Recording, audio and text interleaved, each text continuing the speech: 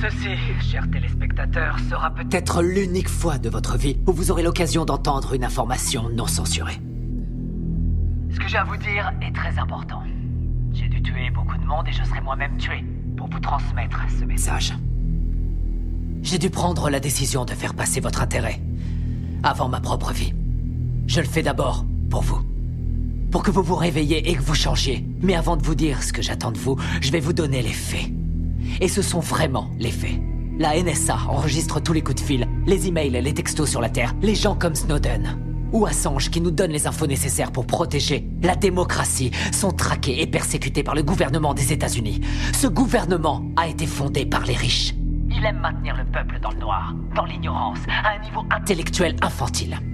Il s'assure que le peuple est occupé à faire de l'argent pour survivre, qu'il s'occupe de sa famille, de sa maison, de son jardin, et ils veulent faire croire aux gens qu'ils sont libres, qu'ils ont le choix de faire ce qu'ils veulent. Mais ils ne peuvent pas. Les personnes qui vous représentent sont payées pour que vous restiez dans votre bêtise, dans votre petit monde bien fermé sur lui-même. Comment se fait-il qu'il n'y ait pas de législation sur les armes à feu alors qu'il y a un massacre tous les mois? Aux États-Unis, il y a 11 000 morts par arme à feu tous les ans. En Angleterre, seulement 300. Pourquoi? Parce qu'en Angleterre, ils n'ont pas d'armes. Les gens ne possèdent pas d'armes. Point à la ligne. Ce que j'ai fait par le passé et ce que je suis en train de faire n'est qu'une conséquence de l'absence de législation. On ne vérifie même pas les antécédents des clients pour savoir s'ils ont un passé criminel. Simplement parce que 50% des sénateurs sont payés par les marchands d'armes. Alors réveillez-vous. L'assurance maladie. Elle bénéficierait à 90% de la population américaine. Pour faire simple, tous les pays développés l'ont déjà. Et presque 50% des Américains sont contre. Parce que le lavage de cerveau médiatique fonctionne à merveille. La guerre en Irak était criminelle. Bush, Cheney et Rumsfeld ont menti aux Nations Unies et au reste du monde. Saddam n'avait pas d'armes de destruction massive et n'avait rien à voir avec Al-Qaïda. Nous savons que nos amis saoudiens ont financé les attaques du 11 septembre. Mais à cause de leur pétrole, nous ne faisons rien contre eux. À la place, nous avons envoyé nos soldats se faire tuer dans des pays qui n'ont rien à voir avec le terrorisme intérieur. Pourquoi Obama n'a pas fait juger le gouvernement Bush? Bush a coûté des centaines de milliards aux contribuables et a commis des crimes de guerre. Pourquoi Obama n'a-t-il entrepris aucune action en justice? Parce qu'ils sont tous les deux membres du même club. Il y a eu plus d'immigrés renvoyés sous son gouvernement que sous n'importe quelle autre présidence. Pourquoi n'a-t-il pas fermé Guantanamo, où des prisonniers sont enfermés sans avoir eu droit à aucun procès, sans aucune preuve depuis maintenant 13 ans? Il n'a pas mis son veto à l'approvisionnement des détenus dans le National Defense Authorization Act, ce qui en clair permet la détention infinie et sans procès, américains y compris. Nous avons une crise constitutionnelle aux États-Unis. Nous avons un État voyou, un État qui viole toutes les lois internationales, qui viole la Magna Carta, charte qui définit depuis 800 ans ce que nous appelons justice. Obama devrait être jugé pour ça et il devrait aller en prison. Les prisons, justement. Aux États-Unis, nous sommes 5% de la population mondiale et nous avons 25% de la population carcérale mondiale. Les gens vont en prison pour 10 grammes de cocaïne. La moitié des prisonniers est enfermée pour détention de drogue et la très grande majorité est noire. Pourquoi cette situation absurde reste inchangée? Je vais vous le dire. Parce que Washington reçoit de l'argent du lobby des prisons pour que ça bouge pas. Pourquoi les pop stars, les célébrités, les courtiers, tous les gens pleins de fric qui se gavent de coke et d'exta à longueur de journée vont jamais en prison? Parce que quand vous êtes plein aux as, vous êtes au-dessus des lois. Regardez Lincoln, le film de Spielberg, et vous croirez que la guerre civile a eu lieu pour libérer les esclaves. Comme quoi le milliardaire Spielberg vous rend encore plus bête. Et ils feront en sorte de projeter le film dans les écoles, de le diffuser à la télé en boucle pour toujours. Mais la vérité, c'est que toutes les guerres ont eu lieu pour le fric et que le petit peuple doit crever parce que les élites en ont décidé ainsi. Vous regardez la télé-réalité tous les jours pour tuer le temps et vous croyez que vous êtes à la page parce que vous regardez Anderson Cooper et d'autres coquilles vides sans la moindre opinion. L'apparence est sans importance, les marques sont sans importance, les drogues sont sans importance. Tout a été créé pour vous rendre idiot. La presse libre, la télé, les films hollywoodiens, l'école, l'université, la religion, tout ça c'est l'opium du peuple, comme dirait Karl Marx. Je vais vous ouvrir les yeux. Vous réveiller, vous changer. Je suis sûr que jusqu'à un certain point t'aurais voulu être un chantre de la vérité. Pas vrai? Avant que tu sois intéressé par le fric, par la télévision, je suis sûr que t'aurais voulu être un vrai journaliste. Je suis un vrai journaliste. Mais je crois aussi en l'ordre public et je crois en la Constitution. Ah, la Constitution est un mécanisme de contrôle pour les riches. L'ordre, c'est eux. Ils ont fait la Constitution pour protéger l'argent et les terres qu'ils ont volées. Les riches n'ont pas à craindre les lois et c'est partout dans le monde. Regarde les oligarques russes et les propriétaires allemands de l'industrie automobile, des chemins de fer, de l'industrie pharmaceutique. Ils ont tous utilisé le travail des esclaves sous Hitler. Pas vrai?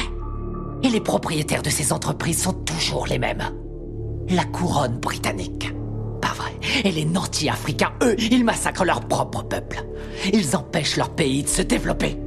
On lèche le cul des dirigeants arabes qui viennent avec leurs pétrodollars acheter des voitures de luxe à nos entreprises américaines pendant que quotidiennement ils exécutent leurs prisonniers. Ils accordent aucun droit aux femmes, ils tuent les gays. Seulement ça, on s'en fout royalement parce qu'ils ont le pognon. Nos grands patrons ne sont que des gangsters en costume à rayures. Ils se foutent complètement du régime des lois. Ils ont mis en place le plus sophistiqué des systèmes de sécurité intérieure de l'histoire de l'humanité. Ils ont violé les plus basiques de nos droits constitutionnels et nos libertés civiles. Ils ont détourné les ministères du gouvernement en filiales de leurs propres entreprises. Ils se sont emparés du système de contrôle de l'information pour saturer les ondes de mensonges dont tu es un bon contributeur, Chip. Tu n'es pas différent des autres journalistes. Tous les présentateurs de journaux sont dans la poche de quelqu'un. J'ai pas raison. C'est quoi le programme ici? Vous voyez que tuer des innocents est une solution. Je crois, oui. Franchement, est-ce que c'est pas la solution que l'Amérique utilise aux quatre coins du monde? Avec leurs drones. Qu'est-ce qu'ils envoient, les drones? Des bombes ou des bonbons pour les petits-enfants? On tue 50 gamins, Chip, pour avoir un terroriste. On pille pas le tiers-monde, peut-être? On les laisse crever de faim et crever tout court pour maintenir notre niveau de vie. La situation est grave. Les discours pacifiques ne suffisent pas. On connaît les crimes, le réchauffement climatique est une réalité. On sait que les lobbyistes ont acheté Washington, on a vu l'effondrement de la bulle financière, mais on continue à imprimer de la monnaie.